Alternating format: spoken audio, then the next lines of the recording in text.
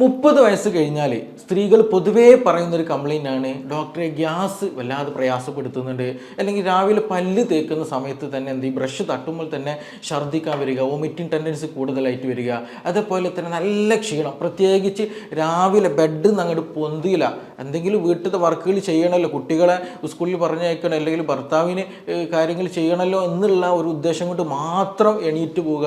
കാരണം അത്രത്തോളം ക്ഷീണം നല്ല രീതിയിൽ സ്ത്രീകളിൽ ബാധിക്കുന്നുണ്ടായിരിക്കും. അതേപോലെ തന്നെ പ്രത്യേകിച്ച് വൈകുന്നേര സമയങ്ങളിൽ ഒരു 3 മണി 4 മണി ആകുമ്പോൾ തന്നെ ആളുടെ എനർജിയൊക്കെ പോയിട്ട് എവിടെയെങ്കിലും ഒരു സ്ഥലം കിട്ടിയിട്ടുണ്ടെങ്കിൽ നേരെ ചാഞ്ഞ് ഉറങ്ങിപ്പോകുന്ന നല്ല ക്ഷീണം പിടിച്ച ഒരു അവസ്ഥ പലപ്പോഴും പല ആളുകൾക്ക് ഉണ്ടാകാറുണ്ട്.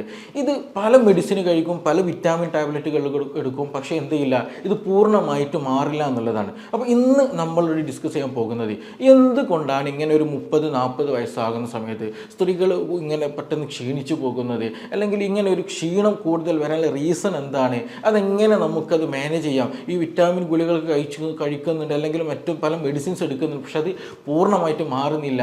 അപ്പോൾ നമുക്കിത് വീട്ടിൽ നിന്ന് തന്നെ നമ്മുടെ ലൈഫ് സ്റ്റൈൽ മാനേജ് ചെയ്തിട്ട് എങ്ങനെ നമുക്കത് മുന്നോട്ട് കൊണ്ടുപോകാതിനെ കുറിച്ചിട്ടാണ് ഇന്ന് നമ്മൾ ഡിസ്കസ് ചെയ്യാൻ പോകുന്നത്. എൻ്റെ പേര് doctor Siraj, medical officer, QNB hospital, Koduvally.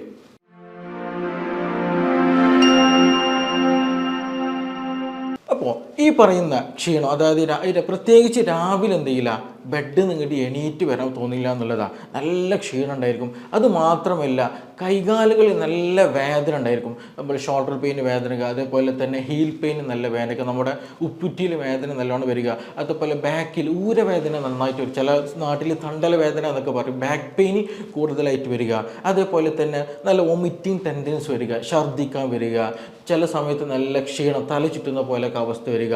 ഇതിൻ്റെയൊക്കെ ഒരു പ്രധാന റീസൺ എന്ന് പറയുന്നത് പലപ്പോഴും നമ്മൾ പല ടെസ്റ്റുകളൊക്കെ ചെയ്യും, പക്ഷേ മിക്കപ്പോഴും നമ്മൾ ഈ പറയുന്നതിൽ മെഡിസിൻ ഒക്കെ കഴിച്ചാൽ മാറുകയൊക്കെ ചെയ്യും. പക്ഷേ ഇത് വീണ്ടും റിക്കറൻ്റ് ആയിട്ട് വരാനൊരു പ്രധാന റീസൺ എന്ന് പറയുന്നത് സ്ത്രീകളിൽ ഉണ്ടാകുന്ന യൂറിനറി ട്രാക്ട് ഇൻഫെക്ഷനാണ്.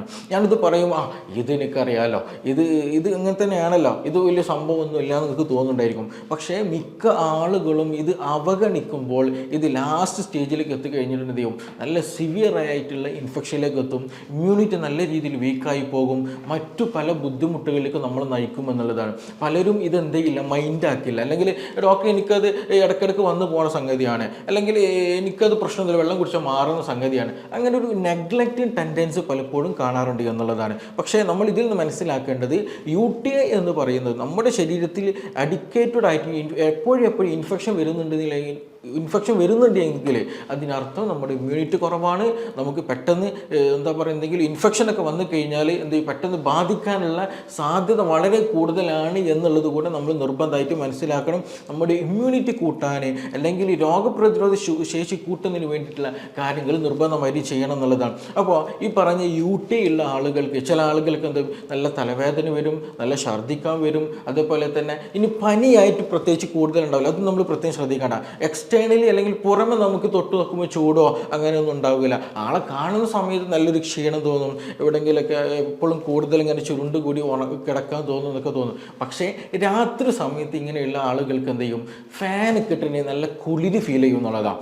ഫാൻ കിട്ടണമെങ്കിൽ പെട്ടെന്ന് മൂടിപ്പോയിച്ച് കിടക്കാൻ തോന്നുക, അല്ലെങ്കിൽ ഫാൻ ഇടുമ്പോൾ തന്നെ പെട്ടെന്ന് ഓഫാക്കണം എന്നുള്ളൊരു ടെൻഡൻസി ആ ആളുകൾക്ക് ഉണ്ടാകും എന്നുള്ളതാണ്. എസ്പെഷ്യലി രാത്രി സമയത്ത് ഫീവറുള്ള ആളുകൾക്ക്, ഇൻറ്റേർണൽ ഫീവറുള്ള ആളുകൾക്ക് ഇങ്ങനെ ഒരു ടെൻഡൻസി കൂടെ ഉണ്ടാകും എന്നുള്ളതാണ്. അപ്പോൾ UTI ഉണ്ടാകുന്ന യൂറിനറി ട്രാക്ട് ഇൻഫെക്ഷൻ ഉള്ള ആളുകൾക്ക് രാത്രി സമയത്ത് ഫാൻ കിട്ടുന്ന സമയത്ത് നല്ല കുളിര് പോലെ പെട്ടെന്ന് തണുക്കുന്ന പോലെയൊക്കെ ഫീൽ ചെയ്യും. അതേപോലെ ചില ആളുകൾക്ക് സംഭവിക്കാറുണ്ട്, വായ കഴിക്കുന്ന ഒരു കയ്പ്പ് രസം, ഒരു രുചി കിട്ടാറുണ്ട് എന്നുള്ളതാണ്. അപ്പോൾ നമ്മൾ മനസ്സിലാക്കേണ്ടത് എന്തോ ഒരു പ്രശ്നമുണ്ട്, സംതിങ് ഫിഷി, എന്തോ ഒരു പ്രശ്നം ഉണ്ട് എന്നുള്ളത് എന്ത് ചെയ്യണം, നമ്മൾ തീർച്ചയായിട്ടും മനസ്സിലാക്കണം എന്നുള്ളതാണ്. അപ്പോൾ അതിന് ഈ പറഞ്ഞ പോലെ കുളിര് വരാം, ചില ആളുകൾക്ക് വായിൽ കയ്പ്പ് വരാം, ചില ആളുകൾ നല്ല രീതിയിൽ ബാക്ക് പെയിൻ വരും എന്നുള്ളതാണ്, ഊരവേദന വരിക എന്നുള്ളത്. അപ്പോൾ ചിലപ്പോൾ നമ്മളത് തെറ്റിദ്ധരിച്ചിട്ട് എന്തെങ്കിലും ഡിസ്കിന് പ്രശ്നമായിട്ട് ചില ആളുകൾ തെറ്റിദ്ധരിക്കാറുണ്ട്, അതല്ലെങ്കിൽ കോൺസ്റ്റിപ്പേഷൻ റിലേറ്റഡ് ആയിട്ട് പ്രശ്നമായാലും തെറ്റിദ്ധരിക്കാറുണ്ട്. ഇനി അതല്ല വേറെ എന്തെങ്കിലും വീണത് പ്രകാരം അല്ലെങ്കിൽ ഇനി ഒന്നുമല്ല എന്നുണ്ടെങ്കിൽ പീരീഡ്സ് സംബന്ധമായിട്ടുള്ള പ്രശ്നങ്ങളായിരിക്കും എന്നുള്ള രീതിയിൽ അതെന്ത് ചെയ്യും പരിഗണിക്കാതെ മാറ്റിവെക്കുന്ന പല ആളുകളും ഉണ്ട് എന്നുള്ളതാണ്. പക്ഷേ മിക്ക ആളുകൾക്കും ഒരു 60-70% ആളുകൾ വരുമ്പോൾ അവർക്ക് UTI കേസുകളിൽ പൊതുവെ എന്തുണ്ടാകാറുണ്ട്, ഈ പറയുന്ന ബാക്ക് പെയിൻ ഉണ്ടാകാറുണ്ട് എന്നുള്ളതാണ്. അപ്പോൾ നല്ല വെള്ളം കുടിക്കുന്ന സമയത്ത് എന്ത് ചെയ്യും, ഈ വേദന മാറും എന്നുള്ളതാണ് ഇതിൻ്റെ മറ്റൊരു പ്രത്യേകത എന്നുള്ളത്. അപ്പോൾ ഈ പറഞ്ഞതുപോലെ ചില ആളുകൾക്ക് എന്ത് ചെയ്യും, ഈ പറഞ്ഞതുപോലെ ബാക്ക് പെയിൻ ഉണ്ടായിരിക്കും. ഇനി മറ്റു ചില ആളുകൾക്ക് എന്ത് ചെയ്യും, ശരീരം മുഴുക്കെ വേദന ഉണ്ടായിരിക്കും, നല്ല ക്ഷീണം ഉണ്ടായിരിക്കും, കൂടുതൽ നടന്നാൽ വേദന, മസിൽ നല്ലോണം രീതി കോച്ചി പിടിക്കുക, അതുപോലെ തന്നെ ഒരു ഭാഗത്ത് നിന്ന് ഇരുന്ന് എണീക്കുമ്പോൾ പൊന്തി കിട്ടില്ല, കൈകാലുകൾക്ക് വേദന വരിക, കഴുത്ത് വേദന വരിക, കൈക്കൊക്കെ തരിപ്പ് അനുഭവപ്പെടുക, ഇങ്ങനെയൊക്കെയുള്ള പല അവസ്ഥകൾ, അങ്ങനെ ബോഡി മുഴുവനായിട്ട് കൈകാലുകൾക്കിടയിൽ എന്ത് ചെയ്യുക, ഈ ഒരു പെയിൻഫുൾ ആയിട്ടുള്ള ഒരു കണ്ടീഷൻ വരിക, നല്ല ക്ഷീണം അല്ലെങ്കിൽ കോച്ചിപ്പിടുത്തം, ഇങ്ങനെയൊക്കെയുള്ള അസ്വസ്ഥതകൾ ഉണ്ടാകുക എന്നുള്ളതാണ് ഈ ഒരു മറ്റൊരു അടയാളമായിട്ട് നമുക്ക് പറയാനുള്ളത് എന്നുള്ളത്.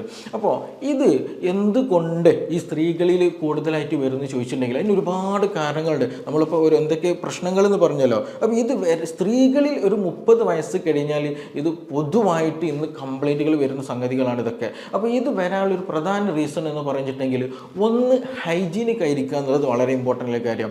പലപ്പോഴും പല സ്ത്രീകളും ഇന്ന് ഹൈജീനിക് ആകുന്നില്ല എന്നുള്ളത് വളരെ ഇമ്പോർട്ടൻ്റ് ആയിട്ടുള്ള കാര്യം തന്നെയാണ്. അപ്പോൾ ഡോക്ടർ ഇത് 21ാം നൂറ്റാണ്ടായല്ലോ, എല്ലാവർക്കും ഇതിനെക്കുറിച്ച് അറിയുന്നതാണല്ലോ, ഇങ്ങനെയൊക്കെ തെറ്റിദ്ധരിക്കുന്നവരുണ്ട്. പക്ഷേ നമ്മൾ ചില ആളുകൾ എന്ത് ചെയ്യും, നമ്മൾ ആ ഒരു പ്രൈവറ്റ് പാർട്ടുകളിൽ ശരിയായ രീതിയിൽ എന്തെങ്കിലും വാഷ് ചെയ്യില്ല. ഇനി അത് വാഷ് ചെയ്താൽ തന്നെ ശരിയായതിൽ ഡ്രൈനെസ് അല്ലെങ്കിൽ അവിടെ ഉണക്കാതെ ഒരു നനവ് എപ്പോഴും ഫീൽ ചെയ്ത് വെക്കുന്നുണ്ടെങ്കിൽ എന്ത് ചെയ്യും, അത് പെട്ടെന്ന് എന്ത് ചെയ്യും, ഇൻഫെക്ഷൻ ഉണ്ടാക്കാനുള്ള സാധ്യത വളരെ കൂടുതലായിട്ട് സാധ്യതകൾ ഉണ്ടാക്കുന്നുണ്ട് എന്നുള്ളതാണ്. അതായത് ആ ഒരു ഭാഗത്ത് വെള്ളം നനവ് ശരിയായ രീതിയിൽ പോകുന്നില്ല.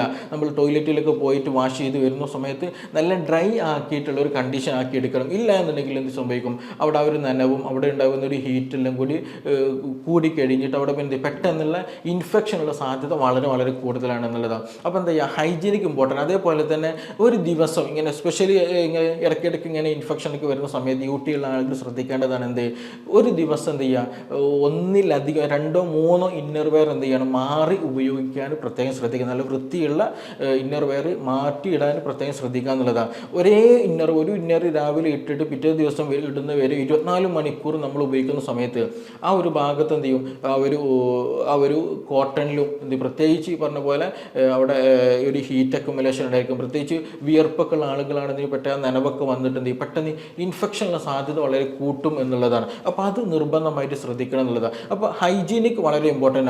പ്രത്യേകിച്ച് ചെറിയ കുട്ടികൾ നമ്മൾ കേസുകൾ എടുക്കുകയാണെന്നുണ്ടെങ്കിൽ, പെൺകുട്ടികളുടെ കേസുകൾ എടുക്കുകയാണെന്നുണ്ടെങ്കിൽ അവരും എന്ത് ചെയ്യും, സ്കൂളൊക്കെ പോകുന്ന സമയത്ത് അല്ലെങ്കിൽ കോളേജിലൊക്കെ പോകുന്ന സമയത്ത് അവരും ഇത് പലപ്പോഴും ഹൈജീനിക്കിൽ വലിയ രീതിയിൽ കോൺസെൻട്രേഷൻ കൊടുക്കാറില്ല എന്നുള്ളതാണ്. അപ്പോൾ അങ്ങനെ വന്നു കഴിഞ്ഞാൽ അങ്ങനെയുള്ള ആളുകൾക്ക് ഈ പറഞ്ഞതുപോലെ UTI-നുള്ള സാധ്യത, മൂത്രത്തിൽ ഇൻഫെക്ഷനുള്ള സാധ്യത വളരെ കൂടുതലാണെന്നുള്ളത് നമ്മൾ മനസ്സിലാക്കണം.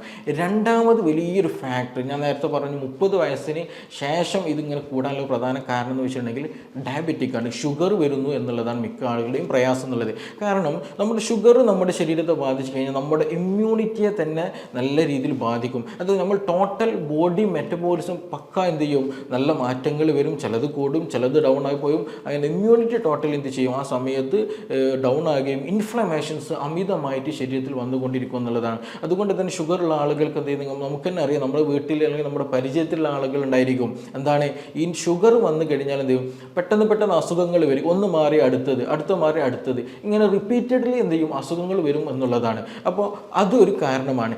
രണ്ടാമത്തത്, ഷുഗർ വന്നു കഴിഞ്ഞാൽ നമ്മൾ പൊതുവെ എന്ത് ചെയ്യും, നമുക്കറിയാം മൂത്രം കൂടുതലായിട്ട് നമ്മൾ ഒഴിക്കും എന്നുള്ളതാണ്.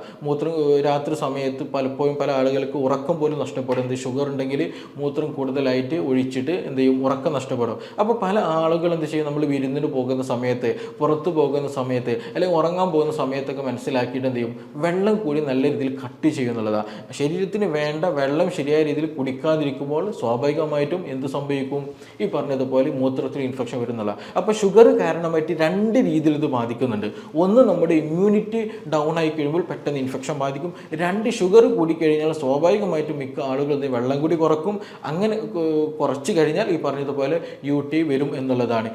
ഇനി മറ്റൊരു കാരണം എന്താണെന്ന് ചോദിക്കുകയാണെങ്കിൽ മൂത്രം പിടിച്ച് വെക്കുന്ന ടെൻഡൻസി പല ആളുകൾക്കുണ്ട്. എസ്പെഷ്യലി നമ്മളൊരു പ്രൊഫഷണൽ വർക്ക് സൈഡിലെ ടീച്ചേഴ്സ്, എല്ലാ ടീച്ചേഴ്സിനും പറയല്ല കേട്ടോ, എന്തെങ്കിലും ഒഫീഷ്യലി നമ്മൾ എന്താ പറയുക കൂടുതലായിട്ട് ഒരു വർക്കിൽ എൻഗേജ്ഡ് ആയിരിക്കുന്ന സമയത്ത് എന്താ ചെയ്യുക, ഇത് കഴിഞ്ഞിട്ടേ പോവുകയുള്ളൂ. ഇപ്പോൾ എസ്പെഷ്യലി കുട്ടികളൊക്കെ ആണെന്നുണ്ടെങ്കിൽ സ്കൂളിൽ പോകുന്ന സമയത്ത് ചില ടീച്ചേഴ്സ് സ്കൂളിൽ നിന്ന് എന്ത് ചെയ്യും മൂത്രിക്കാൻ വിടാത്ത കണ്ടീഷനിൽ ടീച്ചേഴ്സിന് പേടിച്ചിട്ട് അല്ലെങ്കിൽ ബാത്റൂമിൽ പോകാൻ മടിച്ചിട്ട് എന്ത് ചെയ്യും, ഈ പറഞ്ഞതുപോലെ വെള്ളം കുടിക്കുകയില്ല.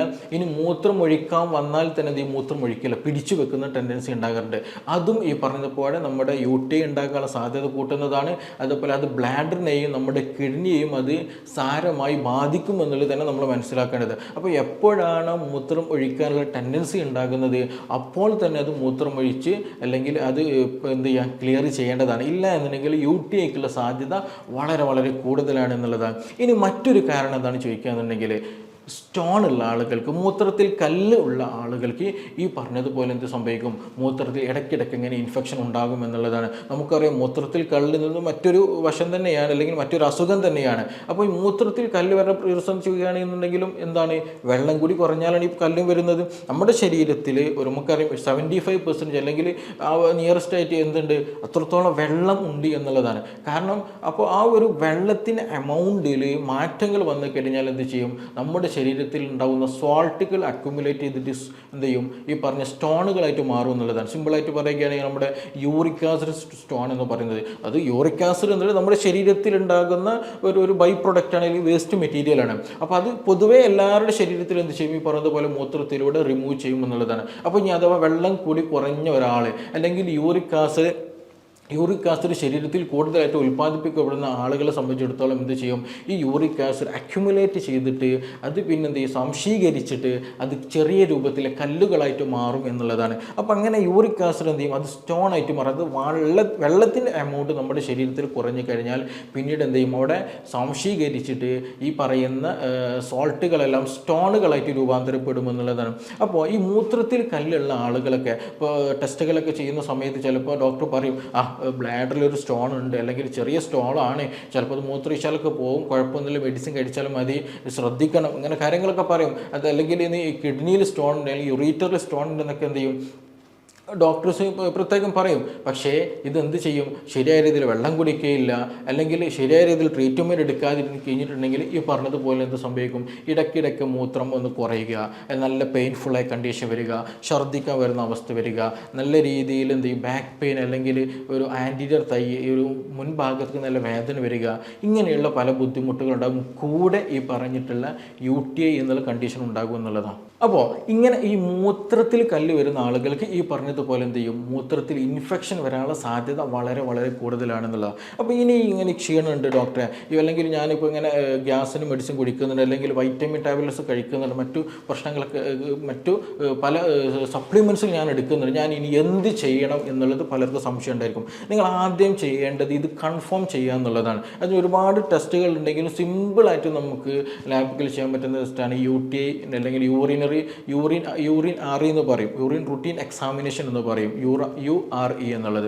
അപ്പോൾ മൂത്രം ടെസ്റ്റ് ചെയ്താൽ തന്നെ നമുക്ക് ലാബ് റിപ്പോർട്ട് കിട്ടിക്കഴിഞ്ഞാൽ അതിൽ മനസ്സിലാക്കാൻ കഴിയും. ചിലതൊക്കെ എന്ത് ചെയ്യും, നല്ല യൂറിനിൽ ആൽബുമിൻ പ്രസൻ്റ് ആയിരിക്കും, നല്ല ക്രോണിക് കണ്ടീഷനിലാണെന്നുണ്ടെങ്കിൽ ആൽബുമിൻ പ്രസൻറ്റഡ് ആയിരിക്കും, ഒരു ക്ലൗഡി നാച്ചുറൽ ആയിരിക്കും, നല്ല എന്താ ഫ്രീ ആയിട്ടുള്ള അല്ലെങ്കിൽ എന്താ പറയുക ഒരു പെയിൽ യെല്ലോ കളർ നോർമൽ യൂറിൻ്റെ കളറായിരിക്കും, നല്ല ഒരു കഞ്ഞിവെള്ളം പോലെയൊക്കെയുള്ള രീതിയിലൊക്കെ എന്ത് ചെയ്യും കളർ മാറാറുണ്ട്. അത് എത്രയും സിവിയർ ആയിട്ട് വരുന്ന സമയത്താണ് അങ്ങനെയുള്ള ഒരു അപ്പിയറൻസ് പലപ്പോഴും കാണുക എന്നുള്ളത്. അതുപോലെ ആൽബുമിൻ പ്രസൻ്റ് ആയിരിക്കുക, അതുപോലെ ചില ആളുകൾ ഷുഗറുള്ള ആളുകളിൽ ഷുഗർ പ്രസൻ്റ് ആയിരിക്കും, അങ്ങനെയുള്ള പലതും കാരണം ചില ആളുകൾക്ക് കൂടിക്കഴിഞ്ഞാൽ RBC രക്തത്തിൻ്റെ എന്ത് ചെയ്യുക ചുവന്ന രക്താണുക്കളൊക്കെ എന്ത് ചെയ്യും ഈ പറഞ്ഞിട്ടുള്ള യൂറിനിൽ ഉണ്ടാകുമെന്നുള്ളതാണ്. അങ്ങനെ അതേപോലെ പസൽസുകൾ കൂടുതലായിട്ടിരിക്കും, ചിലപ്പോൾ ബാക്ടീരിയകൾ കൂടുതലായിട്ട് കാണാൻ കഴിയുമെന്നുള്ളതാണ്. ഇനി ചില ആളുകൾക്ക് ബാക്ടീരിയ ഉണ്ടാകണം എന്നില്ല, അതിൻ്റെ സ്റ്റാർട്ടിങ്ങിലൊക്കെ ആണെന്നുണ്ടെങ്കിൽ ഈ പറഞ്ഞതുപോലെ പസൽസ് കൂടുതലായിരിക്കും, RBC ചിലപ്പോൾ പ്രസൻ്റ് ആയിരിക്കും, ആൽബുമിൻ പ്രസൻ്റ് ഒക്കെ ആയിരിക്കാനുള്ള സാധ്യത വളരെ കൂടുതലാണ്. പക്ഷേ ചിലപ്പോൾ ബാക്ടീരിയ ഉണ്ടാവുകയും ചെയ്യുള്ളൂ. അപ്പോൾ ഇങ്ങനെയുള്ള കൂടുതൽ ബാക്ടീരിയ ഒക്കെ ഉണ്ടെന്നുണ്ടെങ്കിൽ തീർച്ചയായിട്ടും കൾച്ചർ ചെയ്തിട്ട് എന്ത് ചെയ്യണം,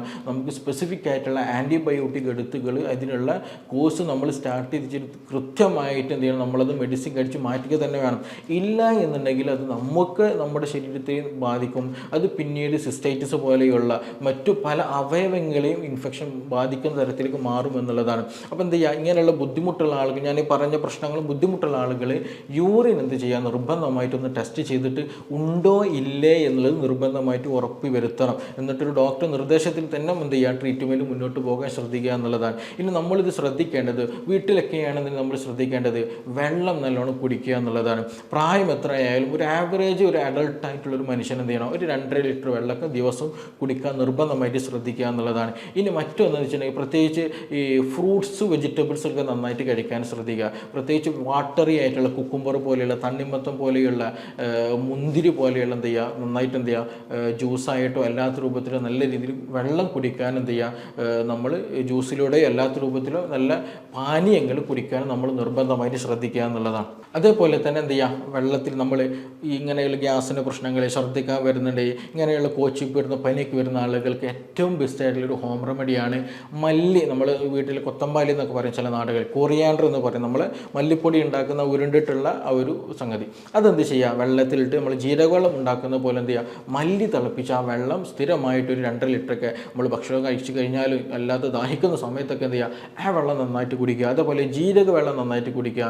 അതേപോലെ നന്നാറിയുടെ വെള്ളം എന്ത് ചെയ്യുക, തിളപ്പിച്ചിട്ട് അത് നന്നായിട്ട് കുടിക്കാൻ ശ്രദ്ധിക്കുക. അതേപോലെ തന്നെ ഇളനീരിൻ്റെ വെള്ളമൊക്കെ എന്ത് ചെയ്യുക, നന്നായിട്ട് കുടിക്കാൻ ശ്രദ്ധിക്കുക. നമ്മളിതിൽ നിർബന്ധമായിട്ട് ഇത്രയും വെള്ളം അല്ലെങ്കിൽ ജ്യൂസ് വിഷയങ്ങൾ പറയാൻ കാരണം ഇതിൻ്റെ ഒരു ഓൾമോസ്റ്റ് വലിയൊരു ശതമാനം ഈ പറഞ്ഞിട്ടുള്ള വെള്ളം കുടിക്കാത്തത് പ്രകാരമായിട്ടുണ്ടാകുന്ന UTI ആയതുകൊണ്ടാണ്. അപ്പോൾ ഇങ്ങനെയുള്ള വാട്ടർ ഇൻടേക്ക് എന്ത് ചെയ്യണം, നമ്മൾ നിർബന്ധമായിട്ടും അഡിക്വേറ്റ് ആയിട്ട് എപ്പോഴും കഴിക്കാൻ ശ്രദ്ധിക്കുക. ഇനി ഷുഗർ ഉള്ള ആളുകളാണെന്നുണ്ടെങ്കിൽ നിർബന്ധമായിട്ടും ഷുഗറിന് വേണ്ട ട്രീറ്റ്മെൻറ്റ് എടുക്കണം. ഡോക്ടറെ കണ്ടിട്ട് നിർദ്ദേശം സ്വീകരിച്ചിട്ട് അത് ചെയ്യാൻ ശ്രദ്ധിക്കുക. ഇനി മറ്റൊന്ന് അൺഹൈജീനിക് ആണ്, അതായത് നിങ്ങളുടെ പ്രൈവറ്റ് പാർട്ടിൽ എന്തെങ്കിലും ഇച്ചിങ് വരുന്നുണ്ട്, അവിടെ ഫംഗൽ ഇൻഫെക്ഷൻ വരുന്നുണ്ട്. അതേപോലെ തന്നെ എസ്പെഷ്യലി ചില ആളുകൾ എന്ത് ചെയ്യും, ബ്ലേഡ് വെച്ചിട്ട് ക്ലീൻ ചെയ്യുന്ന സമയത്തൊക്കെ എന്ത് ചെയ്യും, പെട്ടെന്ന് ഇൻഫെക്റ്റഡ് ആയി വരും, അവിടെ സ്കിന്ന് ഡാർക്ക് കളറായിട്ട് വരിക. അതേപോലെ ഇവിടെ എന്തെങ്കിലും ഫ്ലൂയിഡ് എന്തെങ്കിലും എപ്പോഴും ഇങ്ങനെ ഒരു ഇൻഫെക്റ്റഡ് ആയിട്ടുള്ള ഒരു ഫ്ലൂയിഡ് വരുന്നുണ്ടെന്നെങ്കിലൊക്കെ അതൊക്കെ നിർബന്ധമായിട്ടും അൺഹൈജീനിക് ആയി വരുമ്പോൾ സമയത്താണ് സംഭവിക്കാറുള്ളത്. അപ്പോൾ എപ്പോഴും നല്ല ക്ലീൻ ആയിട്ട് ഒരു എപ്പോഴും ഒരു ഹെൽത്തി ആയിട്ട് അത് കൊണ്ടു നടക്കാൻ നമ്മൾ നിർബന്ധമായിട്ട് ശ്രദ്ധിക്കണം. ഈ കാര്യങ്ങളൊക്കെ ശ്രദ്ധിച്ചാൽ തന്നെ എന്ത് ചെയ്യും, പൂർണ്ണമായിട്ട് ഈ പറയുന്ന പ്രശ്നങ്ങൾ മാറ്റിയെടുക്കാൻ കഴിയും. അപ്പോൾ നിങ്ങൾ എന്ത് ചെയ്യുക, നിങ്ങൾക്ക് ഇങ്ങനെ പ്രശ്നങ്ങളൊക്കെ ഉണ്ടെന്നുണ്ടെങ്കിൽ ഈ പറഞ്ഞ മെത്തേഡിലൂടെ നിങ്ങൾ ടെസ്റ്റുകളൊക്കെ നടത്തിയിട്ട് ഒരു ഡോക്ടറെ കണ്ടിട്ട് നിർദ്ദേശം സ്വീകരിച്ചിട്ട് മാത്രം മുന്നോട്ട് പോകുക. അല്ലാതെ നിങ്ങൾ ഒരുപാട് കാലം ഗ്യാസിന് മരുന്ന് കുടിച്ചിട്ടോ അല്ലെങ്കിൽ കുറേ കാലം വൈറ്റമിൻസിനോ അല്ലെങ്കിൽ സപ്ലിമെൻറ്റ്സ് കഴിച്ചത് കൊണ്ട് ഇത് പൂർണ്ണമായിട്ട് മാറിക്കിട്ടില്ല. ഇതിൻ്റെ സോഴ്സ് എവിടെയാണോ ഇതിൻ്റെ കാരണം എന്നുള്ളത് ഫൈൻഡ് ഔട്ട് ചെയ്തിട്ട് നിർബന്ധമായിട്ടും ആ കാരണത്തെ നമ്മൾ ട്രീറ്റ് ചെയ്യണം. ഇല്ല എന്നുണ്ടെങ്കിൽ അത് മറ്റു പല ഇൻഫെക്ഷനിലേക്കും മറ്റു പല സിസ്റ്റൈറ്റിസ് പോലെയുള്ള കണ്ടീഷനിലൊക്കെ എന്ത് ക്രോണിക് ആകുന്ന കണ്ടീഷനിലേക്ക് അത് നമ്മൾ നയിക്കും എന്നുള്ളതാണ്. അപ്പോൾ ഇതുമായി ബന്ധപ്പെട്ട് എന്തെങ്കിലുമൊക്കെ സംശയങ്ങളുണ്ട്, കൂടുതൽ അറിയണം താല്പര്യമുണ്ടെങ്കിൽ താഴെ തന്നിട്ടുള്ള നമ്പറിൽ ബന്ധപ്പെടാവുന്നതാണ്. നമുക്ക് മറ്റൊരു വിഷയവുമായി ബന്ധപ്പെട്ടിട്ട് വീണ്ടും കാണാം. താങ്ക്